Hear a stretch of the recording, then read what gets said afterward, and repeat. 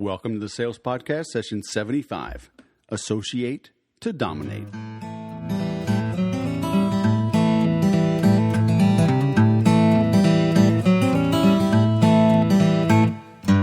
Welcome to the 75th edition of the Sales Podcast. I'm Wes Schaefer, the Sales Whisperer, your host.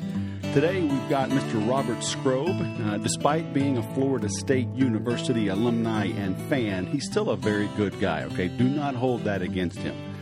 He is a specialist in the information marketing space, does a lot of work with Glazer Kennedy, the Insider Circle folks, especially Dan Kennedy now. And he does a lot of marketing and programs around marketing through and with associations. So he's got a lot of great info to share with us. So today's joke is not necessarily about associations, but it has association in it. And there was two elderly couples. They were just hanging out, having a little friendly conversation. And one of the men asked the other, hey, Fred, how was that memory clinic you went to last week? Outstanding, Fred said. They taught us all the latest psychological techniques, especially this visualization and association. Made a huge difference for me. That's great. He said, what was the name of the clinic? And old Fred's face went blank. He thought, he couldn't remember. Finally, a smile broke across his face, and he asked, what do you call that flower with the long stem and thorns?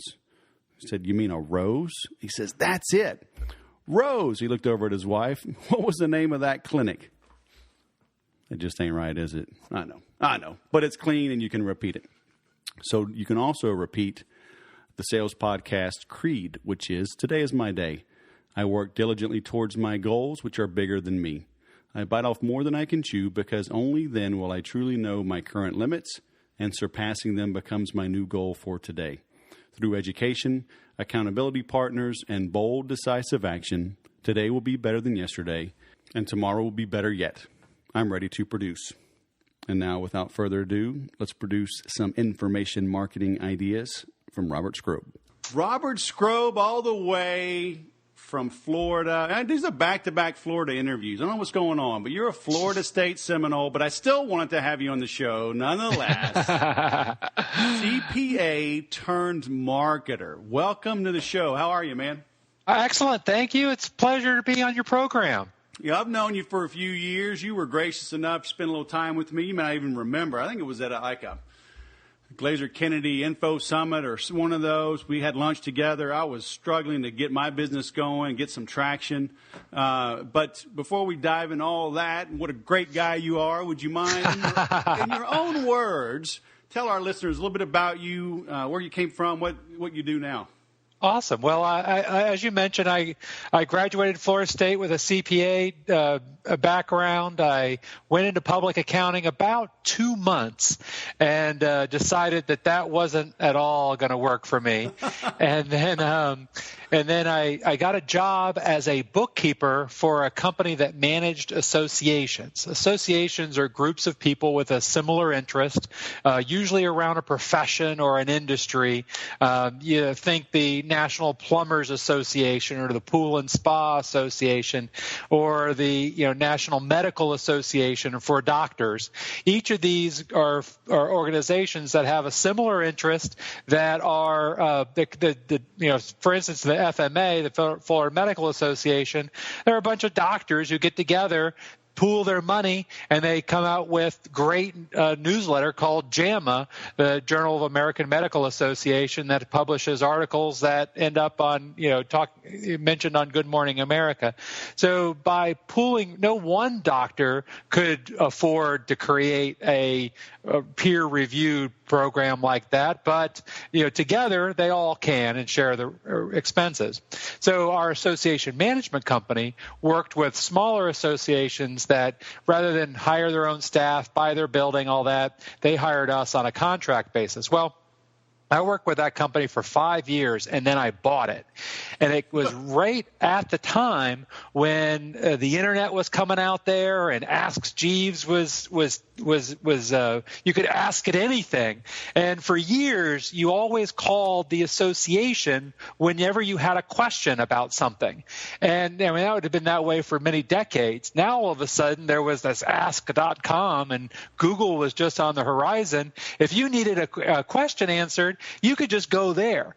So So I got this company with all these associations, and now all of a sudden their entire value proposition was being challenged by the internet. And so I got good at marketing, and I studied Dan Kennedy, and it was in 2000. It was probably about 98. I kind of started studying, and then 2000 I really jumped in, and I got a $7,500 bonus check from a client. And at that time, I think the mother lode that Dan Kennedy was selling, which was a copy of everything he sold, I think was like $4,500. Don't quote me because it was been a few years now. And so I invested that money I got from that client into buying one of everything that Dan Kennedy sold. And that really began my education. But because I had 20 clients that needed membership marketing campaigns, that needed sponsorship marketing, that had exhibits that needed to be sold, so there was a huge little laboratory I had of all these things, copywriting projects that I needed to get done. And so I got a lot of practice. And it was by sharing those examples, I actually had the opportunity to meet Dan Kennedy and worked with him to create the Information Marketing Association. And that gave me the opportunity to meet cool folks like you that were looking to get into the business of publishing. It was interesting to me, info marketing is really just like association. But info marketing is for profit, whereas the association world is nonprofit. And you have newsletters, and you have coaching programs, and you have events, and all subscriptions, all the same things that we did in the association world, you do within your business, and info marketers do in their business. So I really kind of figured out that all the skills I had in the association world, and I still have that association management company, and still attend board meetings and work with those clients all the time. But the skills I had that helped me publish those things and do all that work translated very well into the information marketing world. So when you bought this mother lode, right? So you have all this great content, all this great stuff that should work, but you haven't done it yourself. Mm-hmm. How did you bridge that gap from seeing something in a book and then being willing to charge somebody to do it for them, right? Because, I mean, it's a little nerve-wracking. I've gone through it, and, it's like you're confident 99% that'll work, but it's like, oh, wow, how do I charge somebody for this? Well, the fact is you're always kind of concerned whether or not it's going to work, and I think that's it's smart. You even if you've done 50, whether you've done 0 projects, 5, or 50, you're always taking what worked in one place and in one situation and applying it into a new situation. And quite frankly, they're all unique. And you got to be willing to make it good if it's not good.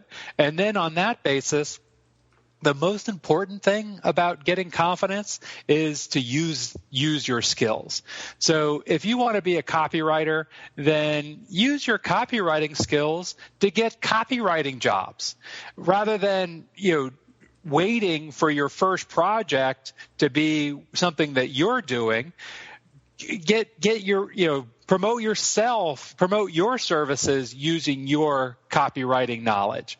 Go get a public domain book that you can publish without any cost on your part and create a copywriting project out of that. So more than anything, it was kind of the shortcut for me was just using those skills. One of the first things I created was a client newsletter and sales letter for our own company. And, that worked so well that I had plenty of clients that were just looking to offload their problem. Here, please help me. That weren't concerned. They were just glad to have found somebody, much less worried about every little detail of my credentials. Yeah. So So you started basically with removing a splinter before you helped somebody with the quadruple bypass on their business. Yeah, no question. Yeah, so I would limit what I was doing to, and I still do that today. I mean, I have clients, because of my background, I have clients who want me to be their virtual CFO, to clients that want me to run their info marketing business, to associations. I mean, there's this huge breadth of things that I'm asked to do, and it almost makes me feel ungrateful, because I can remember really not that long ago just praying to God. It's like, look, just give me an opportunity, anything, just send something my way, something that I can work on and some way to contribute. And now when you the more successful you are, the more opportunities you have, and you've got to be pretty clear about the box that you're going to be in, and that where you feel comfortable that you're going to be able to deliver some spectacular results. How do you know how to price what you're offering? What I always did was way back in the day was really just built on time, because in the association management company, that was how we sold ourselves. Essentially, we are estimating services, and back at that time, one of the things that we figured out after I bought the company, well, I knew when I bought it that there was a problem, but was that the average hourly rate we were generating was about $23 an hour, which, when you're paying, employees even, $15 or $17 an hour, which that's only $30,000 a year, it's very difficult to make any money at that. So we needed to go back and change the hourly rate, but that's a whole other story in and of itself, how I tripled the rates. And, I simply said, you know what, I'm going to make $150 an hour for this. This was 15, 20 years ago. And so I figured out what I thought it was going to take in terms of time and bid it out and got the jobs ordinarily. So you got them by tripling your rates? I mean, people are going to listen to this and be shocked. Well, one of the things yeah, absolutely. Because see, the new client has no idea what the old client paid, right? You're the only one who knows that. So there's no reason to let what you get paid over here to affect what you're going to get paid with the new client coming in the door. And the fact is if you're not going to get paid at what you're worth and at a better rate for the new client, then you don't really need the new client. So you've got to have the guts to ask for what you need. Otherwise, you may as well not bother with the marketing at all. But if you're doing something, bookkeeping, it's a well-known service, right? There's lots of comparisons. Obviously, people could price shop something like that. What do they say when one guy's $23 an hour and you're $69 an hour? One of the nicest, one of the most important things I did, and in my business, it almost became a cliche that we were losing clients. Before I bought the company, we were losing clients all the time. And what was happening was we would have a volunteer president who would work his way up into leadership in the association, and then he thought he knew everything about running the association, and he went to his buddies at the board of directors and got them to hire his wife to run it and fire us. And we were competing against people who were running associations out of their garage with a fax machine. And here we were trying to have an office and an infrastructure and company and people that were able to do this. And what I figured out was instead of supplying a science, I had to be supplying an art. And part of what I learned in the Dan Kennedy world was, the concept of differentiation and the unique selling proposition. So what we did was we became the only association management company that specialized in membership marketing, recruitment, and retention. And so when we were talking to a client, we were able to show them graphs of where we had been able to impact membership sales and sponsorship sales and exhibit sales, and said, look, we do all this administrative work as well, but the most important reason you're going to hire us over somebody else is because we're going to make this association revenue bigger. We're going to have more members. In fact, we actually had two different associations, because the associations generally have a limited number of people who can become members. There's kind of a finite, maybe they're a particular profession and there's a number of licensees. Well, we had two different associations that had all but one person who was eligible to be a member as a member, a 99% penetration rate into the market, which is absolutely unheard of. So we've never, I can't say never, but we probably only once didn't get a client that we tried to get because we generate, we even though we charge, even today, we probably charge double what our nearest competitor charges there, in our world. But it just doesn't matter because we're the ones who are going to be able to grow the organization. And so even if you're in tax preparation, you got to be about something else than just straight tax preparation. You've got to differentiate yourself. Yeah, that's the key. I mean, so people can't compare apples to apples. Correct. Exactly. And then, so did you see that kind of as a necessary evil almost? I mean, you're supposed to be kind of helping with bookkeeping or whatever. Now you're turning into marketing. Is that just the nature of the beast? I mean, to differentiate yourself, you have to, at least in your world, maybe not everybody has to add a marketing component to their business, but they probably should. But I mean, coming up with some type of exemplary type, I don't know, platinum level service. By doing that, differentiate yourself. But does everybody need to add a marketing component to their business, that they offer? I did marketing simply because I enjoyed it, and I was finding that I was getting good at it. I'm a very analytical type person. Not, I don't come from although I did. One of the key things is I was in Amway for probably about 5 years and had some measure of success there. So I had that experience taught me how to approach and how to do a sales presentation and stuff. So I did have a little bit of sales that outside of what I had gotten in work, but I did the marketing because that was what I was good at. But I think other people need to do what you enjoy and transform your business and your industry based on what you enjoy doing rather than what Robert Skrob thought was a good idea in 2000. Right.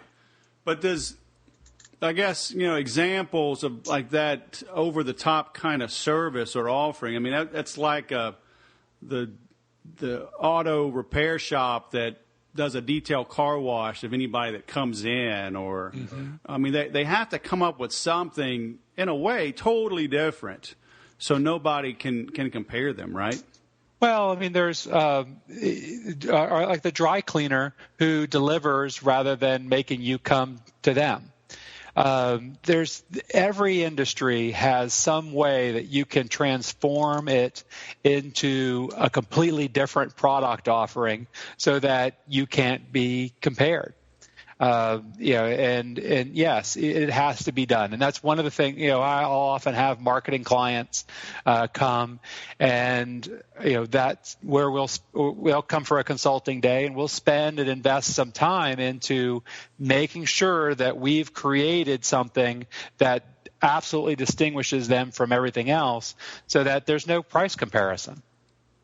I have people all the time, say, well, Wes, have you ever worked in this industry? Let's say dry cleaning, right? And, and I'll say, if I haven't. Like, no, I haven't worked in the dry cleaning industry, which is exactly why you should hire me. And they're like, what? Say, it sounds like you've tried everything everybody else in the dry cleaning industry is doing. Don't you think it's time for a fresh perspective? Right? Do you think that's where people get stuck? Is they wallow around with all the other mediocre competitors in their business, and you can't get any new ideas? You're just hanging around picking it with the chickens? Yeah, absolutely. As somebody who runs associations, I've seen it all the time where folks, they become inbred in what they are looking at and kind of close-minded about where they look for ideas. And yes, it's crucial that you embrace ideas from outside the industry and bring new ones in. What I have found over and over again is that almost every industry is the same, because I have the opportunity to. I've written copy for 50 different industries, just doing membership marketing. So I've written copy for movers, for OBGYNs, anesthesiologists, dermatologists, for motorcycle dealers, for occupational therapists, and even though those professions all sound very unique and different, they pretty much have the same sort of things happening. There's somebody's trying to take over aspects of their business. If it's retail, it's Walmart taking over. If it's an anesthesiologist, you have anesthesiologists, nurses, the nurse anesthetists that want to be able to have more authority.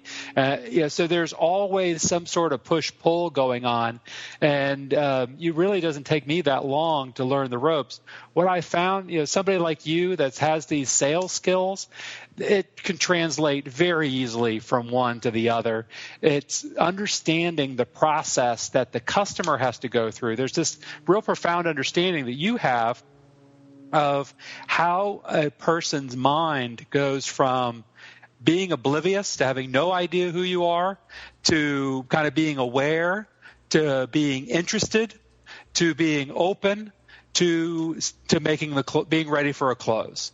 And once you understand that human dynamic, it really doesn't matter if you're applying it to selling coaching or selling a motorcycle or selling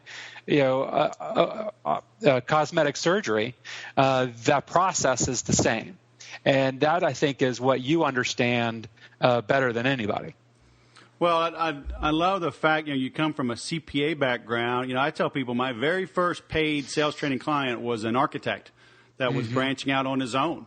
And he gravitated to this very well. But being process-oriented, I think really lays the groundwork. I think it's mandatory to get to the next level in any business. You can be this outgoing, gregarious type. You were made for sales. You're so good with people. But I think that person is really capped until I really figured out the process like that. I was capped. Because Dan Kennedy always talks about, like, he'll ask the question, how much money are you going to make next quarter or whatever. People are like, how can I know that? It's so far away. You got to have a process. Like every week I know I'm going to send out the weekly whisper. Every week I know I'm going to do 2 podcasts. Every month I know I'm going to do a webinar. I'm launching a new product. On and on. And it's just really just stacking a bunch of little things together and just doing a whole bunch of little things over and over again until it works, right? One of the interesting things I've had the opportunity, one of my clients that I do a lot of training and cooperative marketing for are the Florida Harley-Davidson dealers. And so throughout the state of Florida, there's 35 dealers that belong to the association, and we do some cooperative marketing. But one of the other things we do is training. And what we found back in 2009 is that some of the dealers, while they were hurting, they were doing fine. They were making a profit. Others were just out of business. And the key differentiator was whether they had a disciplined sales process that they held their salespeople accountable to, that they had that scoreboard on the wall, and they were mapping out the process. And I don't know if this is maybe too detailed, but in a Harley dealership, it was they had to to fill out the welcome logbook. So each salesperson was responsible for having 5 logbook entries every day. And if they didn't get that with walk-ins, then they were responsible to go to the mall or do whatever they needed to do to get the 5 logbook entries, to get people in that store to get their 5. They might go a day or 2 without getting 5, but 5 a day, but they weren't there 2 weeks from now if they weren't getting 5 a day. The next thing is they then measured the number of logbook entries to test drives. So that measures how well the salesperson helped them look at all the different motorcycles they had an option to see and get them and kind of choose one that they wanted to take out for a ride. The next step was sit downs. So this is where they take you in the office and you talk about numbers. Next is a write-up. And then there's a whole F&I side, which is a little more complicated, but then there's a delivery. So every salesperson is judged based on, first of all, did they get 5 logbook entries? Then what's the percentage of logbook entries that convert into test drives? What's the percentage of test drives that convert into sit-downs? What's the number of sit-downs that converts into write-ups? And the number of write-ups that convert into closed deals? And the successful dealers, 100% of them had that scoreboarded and were having meetings based on that on a daily and weekly basis. So, like you're saying, there's nothing more important than having the system. And with the system, you can develop the skill. Without the system, you're just a professional greeter and trying to be a buddy. You're not a salesperson. Well, what do you say to people, especially like a salesperson, that says, hey, we don't have that system. How am I to grow? How much of the onus is on that Harley-Davidson dealer to create those 5 opportunities? Because obviously they've got budget, they're marketing, they're part of a franchise, they're part of this dealership network, so they're paying whatever, 3%, 5%, whatever, back to corporate to run commercials. So where do you find that balance between, hey, is the company doing enough to help their salespeople versus that individual salesperson must take ownership of their own future? If the company is not providing it, then I think you absolutely have to take ownership and do it yourself. You won't be successful without a sales system and without measuring your conversion at these different points. What I found is that it's best to try to keep it simple at the beginning. So, maybe it's the number of leads to the number of calls, the number of calls, the number of appointments, the number of appointments, the number of write-ups, something like that, so that you can kind of keep track of your numbers. Because this way, as a salesperson, you may not be able to really control the number of conversions you get, but you can absolutely control the number of calls you make. And so by outlining these processes and metrics, you know how to you can control behaviors that are going to give you certain outputs, and you can get yourself motivated for that. Whether or not, if your boss doesn't come along with it and you're successful, the fact is if you're a successful salesperson, you can be successful anywhere. And so if you're not getting the support you need where you are, be successful, demonstrate that you're good, and then you can write your own ticket. Yep. I always talk about, if I don't know, Aaron Rodgers or LeBron James, if their teams were to close, right? If the Green Bay Packers just say, that's enough, we're done with football here, I'm closing my franchise, Aaron Rodgers would not have a problem getting a job. No question. Same thing with LeBron James. So, I always say, MVPs never have a recession. No, they don't. But, and it's up to you, that individual, to do that. But how do you help, what advice do you give the business owner to help them with their marketing? What mistakes are you seeing that they regularly make that somebody listening to this right now could implement, this week or this month? One of the things that I don't see enough businesses doing is marketing through associations. Of course, I kind of come from the association world, so maybe I'm biased in this, but there is a golden opportunity where, think of it like this. You have all of your best target customers are gathered together in one concert hall, and then their guru is on stage getting them excited and then introduces you to a round of applause, and you get to present your message to the whole audience. That would be pretty awesome, wouldn't it? Well, I guess. That's what association marketing is all about. Is associations have media. They've got newsletters, they have events, they have emails, they have websites. They've got all this media that they're already publishing and putting out there.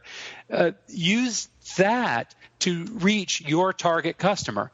Very often you'll be able to find associations within your niche. These associations need content. They're doing everything they can to try to renew their members, to try to get them to join for another year. If you can come along and show how you can solve some problems and help their members, they're going to be very excited and anxious to bring you in the fold and have you help support the association. So it's a very good marketing avenue, and best of all, that their members are actually paying to receive that content. So it's not like social media where you might do a profile on Twitter one day and maybe not ever log in again, or maybe never log in the first place. Within the association, those people all invested to be there. They're looking for new resources. That's why they came to the annual meeting. You being there is a great opportunity for your business, and I just can't emphasize enough how important that opportunity can be. So are you saying they, I don't know, like the auto mechanic, he would market through his own association, or would he find similar associations to market through? So the auto mechanic, and that's kind of a tough example because you're marketing to consumers, but still, he would be marketing to an association of car owners. Maybe he's a mechanic that does classic cars. And so in that case, he would want to show up at the classic car events, maybe buy a little ad in the classic car newsletter, maybe publish articles about how to store your car, or how to keep your car for winter if you're in that type of climate. So he's providing content and information to the customer to his best target customer. Right. If you sell plumbing supplies, well, then it makes sense that you want to be targeting plumber associations. So it's not the association that represents you that you are targeting. It's the association that represents your customers. Where are they hanging out? And you want to put yourself there as a problem solver and solution provider. Gotcha. So, yeah, I was contacted by a funeral home and cemetery association, and I mean, they paid me. They found me, asked me what I would charge to be their keynote speaker. They paid my fee, and it's been a great run. So, I mean, mine and in your world, I mean, we obviously span much wider audiences, because just about any association can benefit from sales training, getting better at marketing. But I mean, it's another example, right, of a sales guy marketing to funeral homeowners through their association, because they got to sell plots and burials. Isn't that amazing? Because think about this for a second. There's all these folks, funeral home directors, who who are your great or would be a great customer for you, because they all need to understand how to do sales training. Now they got to do it in a pretty narrow time frame ordinarily if the need is now, but on pre-need funeral home arrangements, they could use the entire spectrum of what you provide in terms of lead capture, follow-up, hardcore sales training. So here are all these folks that are a great target customer for you, and the association paid you to stand in front of them and talk about how the different things you have and the things you do and how you solve these problems. I mean, in a different situation, you probably would have been willing to pay to get access to that room. And that is the kind of opportunity that lies within the association world. So I certainly, and even for somebody like you could sell to funeral homes, you could sell to building contractors, you could sell to auto dealers, really matters not. I would suspect that there probably are a couple of niches that if you focused on could be particularly fruitful. And not only that, you would be able to own them, or kind of own them. Not literally own them, but figuratively be the go-to sales guy within that industry, so that anybody at any event that wanted to say, oh, well, I need some, we got to talk to Wes. That's the guy. Right. He's the sales whisperer. That's who you got to go see. So by driving yourself into a couple of niches that are particularly profitable for you, you can become that go-to guy. And really, I mean, how much can you do at the end of the day? You're building the empire. You're giving $1 million checks to Air Force. I mean, you got to call it quits at some point, right? No way. I have 7 kids to feed. Can't quit for a long time. Awesome. Well, that's kind of like how Dan Kennedy talks about out of category advertising, right? Like the high-end jeweler at the horse auction. I mean, at one hand you think that doesn't make sense, but hey, people there have money. So, yeah. You could be the go-to jeweler of the horse trading industry. Yeah, those types of things exist, and it's really more. There are groups of people that have already been pulled together, and it's simply going to those meetings, tapping into those resources, and it's a much more fruitful way of marketing than trying just to place ads in newspapers or trying to generate leads on Facebook ads. I know so many people who are just doing social media because they don't have any idea what else to do. And it's a shame that nobody's talking about this whole concept of marketing through associations, because even right now, there are thousands of people in Las Vegas and Orlando and Chicago and LA and New York that are attending association events, generating customers. I mean, this is a real marketing method that thousands upon thousands of people are using right this second. And it's just not talked about. Would you encourage somebody to start an association if one doesn't exist, or maybe there's a national, like the Harley-Davidson, maybe there's a national, but there's not a state association or a regional association? I have worked with many folks that have started an association. In fact, a financial planner who created his own association for his particular niche market. It was a pretty small. It was a very particular market. He fashioned the association around it, and the association endorsed his financial planning program.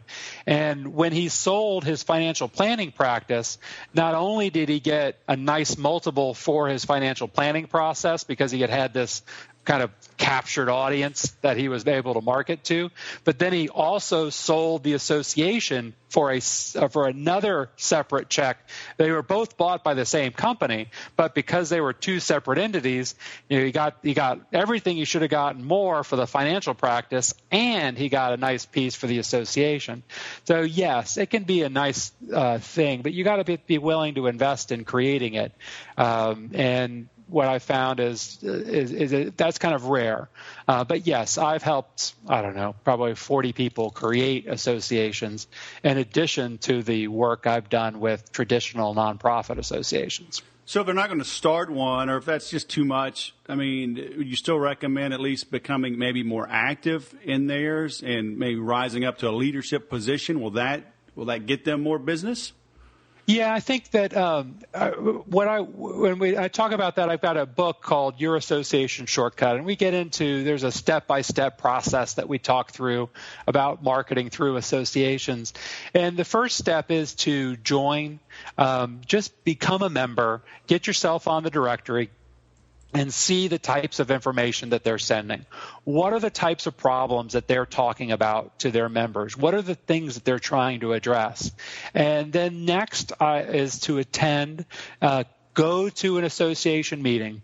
Take the opportunity to introduce yourself to the association staff, introduce yourself around to some of the vendors, get an idea of who's there, and also leaders. It won't be hard. The people who are making the introductions, they'll say, I'm vice president of the association. Go introduce yourself. Next is spend some time at the bar. I know, Wes, you'd be totally against this, but hold on a second. I second that motion.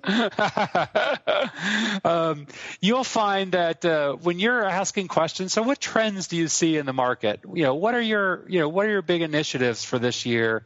What are the biggest problems that you face in your business? You ask those questions at 3:00, you're going to get a set of answers. You ask those questions at 10 o'clock or 11 o'clock at the bar, you're going to get a very different set of answers that are really more forthright because they're a lot more comfortable and have had the opportunity to get to know you. So there's tough duty, spending time in bars. Next is contribute. Participate in their meetings. And this is what I do a lot of consulting with, and there's some in the book. But how to you want to contact the associations, become a contributor for their newsletter, become a contributor for their events.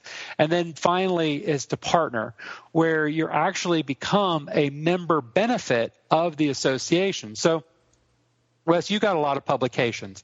What if we took one of those that maybe you sell right now for $300, and we took it to the funeral home directors and said, hey, anytime you have anybody that has a sales problem, why don't you sell this $300 course? It'll help solve the problem. And you know what? For your members, we'll give it to them for $200, and better yet, we'll even give you half the revenue. So, Wes, I know I just took something that you were generating $300 for, and now you're only to be generating $100 for, but we've given the association a benefit that they can now promote to their members. So anybody who has a problem gets a 30% discount of the Sales Whisperer XYZ program, normally $299, yours with your member discount for only $199. And you've given them a benefit that they can now use to enhance their membership. You give them a little taste of the revenue, and most importantly for you, you're now generating leads from the association on an ongoing way. And you're getting paid for it because you're still getting $100 for every sale rather than you spending on advertising and maybe getting nothing. So partnering is the fourth way to work with associations. Yep, that is fantastic. Do you recommend, does somebody need to be a member of that first, or could somebody listening to this right now basically cold call some association, maybe they have a loose affiliation with, and offer that? Like, could I call the Chiropractors of Southern California Association and say, hey, buy my sales training program, I'll give it to you at a discount and give you a cut? You can. Typically, it works better if you've got some sort of relationship. And so I do recommend it being kind of a step-by-step. You've already spoken for the funeral directors, so they already know you, and you've got a little bit of a relationship with them. So that would be a brilliant place for you to start. If you're cold calling, it's just like any other kind of cold call, and it's one of the toughest ways to make a sale. It's much easier if you're at the meeting and you go, you know what, I just noticed something. You got a lot of folks here that have told me that their number one problem is converting sales. Just so happens I've got this program. Why don't we partner to get that? I'll give you a discount on it that you can offer your members. Does that sound like a fair? You'll know how to do that. I don't have to actually go through the sale process with you, but I would do it more on that basis than just trying to pick up the phone. Okay. What are some kind of parting words of wisdom you would leave with our listeners? Keeping in mind it kind of runs the gamut from corporate America, salespeople that are trying to branch out on their own, or that maybe it's a struggling entrepreneur, tired of being hungry and struggling. I mean, what would you say to them as the podcast comes to an end? Maybe as a call to action to change things around. I think the biggest thing is I have often been worried about what other people thought. And, back even in 2000 when I was creating, information products about how associations could market their associations better, I'd go, wow, what are other, man, there have been people out there teaching associations membership marketing for 20 years. What do I have to offer? Or what is my competitor going to think? Or, I think about somebody in particular. Oh man, are they going to be disappointed if they see me doing this? Or the most important thing is living your own life and not worrying about what other people think. And I know it's easy to say, and it's easy to go, I get that. But too many times when I'm working with a client or working with somebody and they just don't seem to get it going, they just don't make it happen. After digging and digging, I figure out that they have this hesitancy of, what's my wife going to think of if I do this and I fail? Or I even had that. I was like, geez, if I do this call and I try to do this webinar and man, if I'd fail, is she going to be disappointed because I tried it? And the most important thing is you've got to be a doer. And you can't allow any sort of worry about what other people, you are living life on a whole different level than they are living it. And they may very well have their criticisms, and they probably will. They are welcome to them. That's part of what they get. But it should have no impact on what you do in your life and how you lead. And so it's just crucial that you lead your life and leave other people's criticisms to themselves, and give yourself space to grow, try, fail, try again, and succeed, because that's the only way it works. Amen. I would say it's easier to succeed. It's easier to overcome those failures when you associate with somebody, right? I mean, Absolutely. When you have a mentor, when you have some type of group you belong to, because you'll be with others, they'll encourage you, they'll tell you their war stories, you'll see that they lived despite their same pitfalls and struggles you may be going through. Mm-hmm. So. And that's why, I've known you for years. I've bought your material. I've got your books. Where can people, the best way to find you is info-marketing.org? Actually, probably the best place is Your Association Shortcut. I've got actually a free book there. The book is called Your Association Shortcut, and if you go to yourassociationshortcut.com, you can get a free copy. All I ask is just cover the shipping. But even if you're not interested yet in buying the book or getting the book for free, there is a video there. It's about a 15-minute long training video that will take you through working with an association, and it'll be well worth checking out for nothing else than to just to look. But yourassociationshortcut.com is the best place to start. All right, so you can see here, others watching can't see. They say, oh, it must be hard working from home. It's like, got my daughter. She brings me red beans and rice for lunch. I mean, how can you complain about working from home, huh? You absolutely cannot beat that. That is a wonderful life. And what's your name? Mary Claire. Got to speak right there. Mary Claire. And Mary Mary Claire, welcome. What did you put on my red beans and rice? Tobacco. Tabasco. She says tobacco. Tabasco. Well, so it's lunchtime. Yes. Well, we certainly don't want to hold up lunch, but I do recommend Crystal on the red beans and rice. That's a little southern tip that you may want to check out there. You'll be glad you did. I'm going to have to look that up. I don't know. I grew up in Baton Rouge, and Tabasco is hard to beat. I got to think Crystal does it. All right. Just regular CRYSCAL? Yep. And it comes from New Orleans. It's hot sauce? Yep. All right. It's pretty popular. All right. So we're going to try Crystal, and then we're also going to go to yourassociationshortcut.com. That's it. Free book for the video. This will be linked in the show notes as well. And Mr. Robert Skrob, I appreciate you taking the time to sharing your words of wisdom. Awesome. It's been a blast. Thank you for having me. All right, man. We'll have a great week, and I hope the Florida State Seminoles have a good season, but not a perfect season. All right. Well, it's not time yet to give anybody else a win. We got to keep them all for ourselves. All right, fine. Be that way. Enjoy your lunch. All right, man. Thanks, Robert. Thank you. Lots of great ideas there, huh? Especially around how to price your services. Notice how he tripled his rates when he purchased his company. Like you said, the new clients don't know how much the old clients were paying. Have the guts to ask for what you need, right? If you're not earning what you want and what you need, why are you spending the time and the money to go get new clients? He decided to supply an art versus a science, right? He differentiated himself so prospects couldn't compare apples to apples.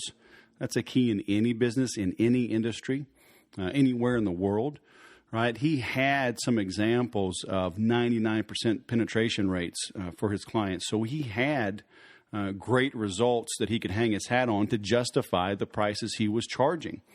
Right, so he enjoyed marketing. He was good at it. So, do what you enjoy also. Make sure you differentiate yourself. He talked about the inbreeding when looking for ideas to grow. Look outside of your industry. Okay, obviously see if somebody is better than you, see what they're doing and emulate it. But look outside of your industry as well to get ideas even those big guys may not be doing and jump ahead of them. Right, by having the courage to test new things. You need systems. We're always talking about systems. I do a lot of work with Infusionsoft, and it's all about automating your sales and marketing. But first, you have to have a system to even automate. So if you need help with that, let me know. Visit thesaleswhisperer.com, the Contact Us page, and we'll set up a time to talk to see how we can help you create your own systems. But, Robert drove that home. You will not be successful without a sales system, okay? And if you're in sales now, you must take ownership. Create your own systems if they do not exist. That's what I ended up doing in multiple companies, and finally it led to me creating the Sales Whisperer, and what I have today. So that's the difference between rookies and professionals, okay, is creating those systems. Robert talked about, too few businesses market through associations. So if you visit thesaleswhisperer.com/75, you'll see a link towards the bottom where you can get his free book. on the association shortcut. So make sure you check that out, see what you can do, how you can apply that to your own business to grow your own sales. If you need help growing your sales, please visit 30daysalesgrowth.com, enter promo code podcast and get $30 off. And as I mentioned just a minute ago, if you need help with automating your sales and marketing completely, visit thesaleswhisperer.com, and my assistant will be in touch to schedule a time for us to speak. So as always, I thank you for listening. Be sure to share the love on iTunes, leave a comment as well on thesaleswhisperer.com /75. And remember to sell different.